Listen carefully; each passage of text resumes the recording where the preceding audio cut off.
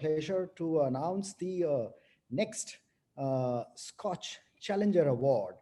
And this year, we have looked at the interventions which are made by Dr. C. Rajkumar in the area of contributing to higher education. I have the pleasure of announcing that for contributions to higher education, the Scott Challenger Award for the year 2020 goes to Dr. C. Rajkumar. My heartiest congratulations. So Raj, it is indeed an honor and a pleasure and a privilege to confer this year's Scotch Award for Education on you. I very fondly recall when, my son Rohan had just passed out class 12 when we were doing university shopping, and I had the privilege of coming and visiting JGU. And I was so impressed because, you took the time out to meet him and meet me. And, we had never met before, and you explained to him how this was a liberal arts university, and you told him how he could do law and economics together because his passion was, to do both somehow, actually, and several other subjects, which I find that it is feasible to do in JGU, and you are, the first one of the block, and such an incredible institution you've created with such a lot of reputation and respect in such a small period of time. I was also equally impressed by the kind of campus you created. And since I'm a foodie, fantastic. It was incredible. And I've had the privilege of partnering with you and your university over the past year and a half on a public policy forum and led several other initiatives. So very grateful to you at such a young age. You achieved so much. You've done India proud. Congratulations. And with that, I invite your long-standing friend, Pradeep Mehta, to say a few words about you. Pradeep ji? Dr. Mohan Kumar. Oh, sorry, Dr. Mohan Kumar, not Pradeep. Thank you very much, Samir ji. No, it's for me, it's both a pleasure and honor to felicitate, but also talk about Professor Rajkumar. I have met him only 4 years ago. But let me say this. If you look at the typical trajectory of somebody like Professor Rajkumar, and we've had other people who have gone on from Loyola College, Delhi University, and studied in Oxford and in Harvard. That is not the point that distinguishes him from others. But if you see 99% of those kind of people, they will go on to say, okay, I've done all this, fantastic. Let me get a sinecure, a good job for myself. And especially when you have an equally intelligent spouse like Raj does, who's also from Harvard, it's very easy for him to have chosen either a Caribbean place with sun and sand or a place like Geneva, Washington, Hong Kong, Tokyo, settle down happily, you take care of your children, and then you go on to do other things in life, gardening, whatever. So the difference between this remarkable man that I have the great pleasure of talking about today and others, he goes to Harvard, he goes to Oxford, doesn't say what I can do for myself. He asks this almost impossible question, if you especially keep in mind his age. At 25, 30, you should be asking yourself, can I create a university like this in India? We don't have a Harvard, we don't have a Stanford, we don't have Oxford. Can I do this? I mean, it's one thing to do it at 50 years, by the way. And there are people who have done it, but you simply don't do that at 30 years. Frankly, that is what makes this man's DNA completely different. He is an altogether different breed of man that I have met. I'm 63 years old. I have met a fair number of people in my life in the foreign service. I'm yet to meet somebody who believes that there is a passion and then allows himself to be consumed by that passion.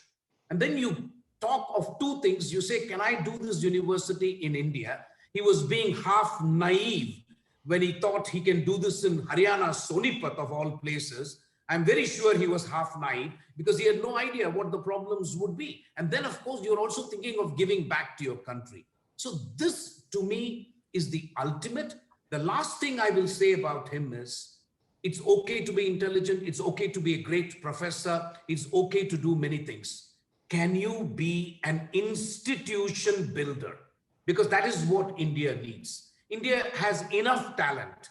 We have enough entrepreneurial ability. We have enough people who have studied well and who are intelligent.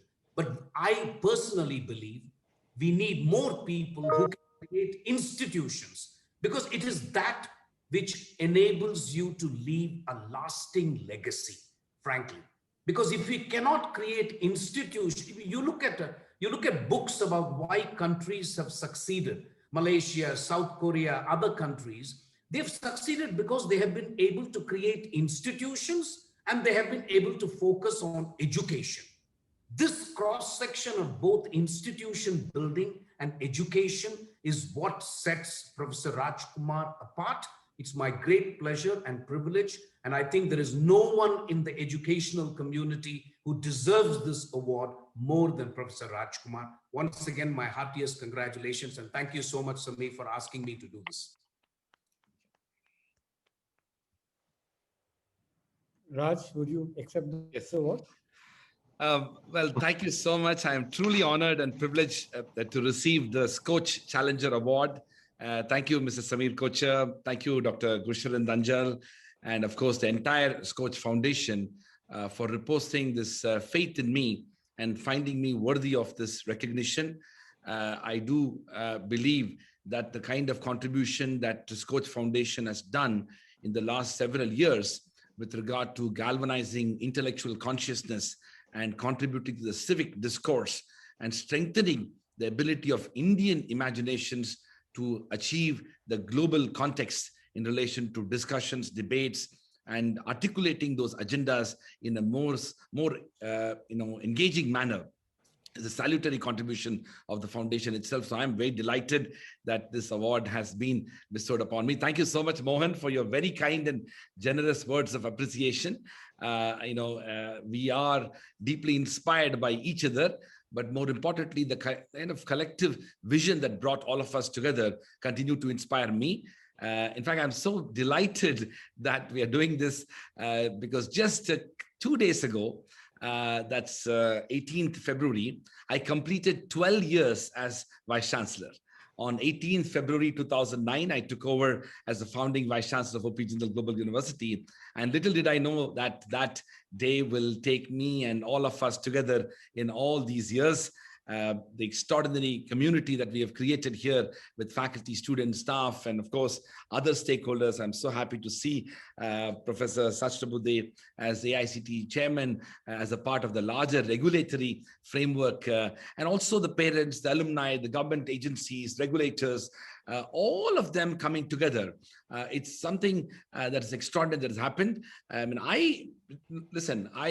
Many of us have had the opportunity to do many things in India and abroad, and I was deeply inspired by the education that I've received both in India and abroad. And almost for the first decade of my life, as you mentioned, I studied and worked abroad. But I want to mention one thing which I think continues to make me feel the decision that I had taken. In early 2008, when I was teaching in Hong Kong, I had the option to continue teaching in Hong Kong at the City University of Hong Kong. I had just then got a job at the United Nations Office of High Commissioner for Human Rights, and I could have moved to Geneva in Switzerland, or I could come to India and work and create a university here. The city options were Hong Kong, Geneva, or Sonipat. And I sometimes wonder that the decision that I had taken to come to Sonipat was something that was not a logical thing to do. But as the American philosopher Emerson said long ago, and I quote, "Trust instinct to the end, even though you can give no reason."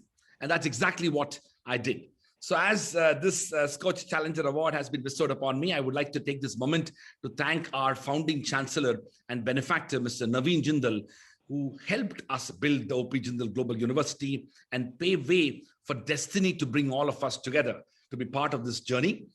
Chancellor Jindal's contribution will forever be etched in the destiny of JGU, not only because of his generous financial contributions to the establishment and development of JGU, but his passionate commitment and dedication to ensuring academic freedom, autonomy, and independence that is so central to institution building and nation building. I also want to quickly reflect on the importance of all of us being together. For us at Jindal, but also the wider intellectual and academic community, it was absolutely important to foster a sense of cooperation that is reflected in everything that we do, without which we cannot aspire to achieve any form of greatness. I firmly believe in the concept of Ubuntu that makes us do what we are doing. And it essentially means that I am what I am because of who we all are. The word Ubuntu has its origins from one of the Bantu dialects of Africa. It's a traditional African philosophy, and which has deep roots even the Indian civilization heritage, that provides us an understanding of ourselves in relation with the world. According to Ubuntu, and I quote, there exists a common bond between us all, and it is through this bond, through our interaction with our fellow human beings, that we discover our own human qualities. Or as the Zulus would say, Ubuntu, Nugbuntu, Nagmuntu, which means that a person is a person through other persons. We affirm our humanity when we acknowledge that of others. As I look back at my 12 years here, many people have contributed. I would like to really take this opportunity to thank the gardeners, the cleaners, the construction workers, the office attendants, the janitors, the drivers, the plumbers, the electricians, the cooks, the administrative staff, the students and faculty for their unwavering commitment to the concept of Ubuntu. It is Ubuntu that has constantly brought us together to do what we are doing as a part of our own calling in life. It is a part of our effort to find purpose and meaning to our existence. Last but not the least, I want to thank all my teachers who have been my mentors for their encouragement, support, and inspiration. My family members in particular, each one of them have contributed in extraordinary ways. My parents, Dr. Chokkalingam, who is a professor and academic, Dr. Vijay Lakshmi, who is a doctor by profession, my wife, Pratibha Jain, who is a lawyer, who made immense personal and professional sacrifices to help me pursue this goal and aspiration. My kids, Abhimanyu and Avantika, who lost the presence of their father for those very important moments as I was doing other things. My brother, Dr. Ravi Kumar, and his wife, Anu, and many others who have contributed in this journey. Thank you once again for this award, and thank you, Scourge Foundation, for reposing this faith and trust in me.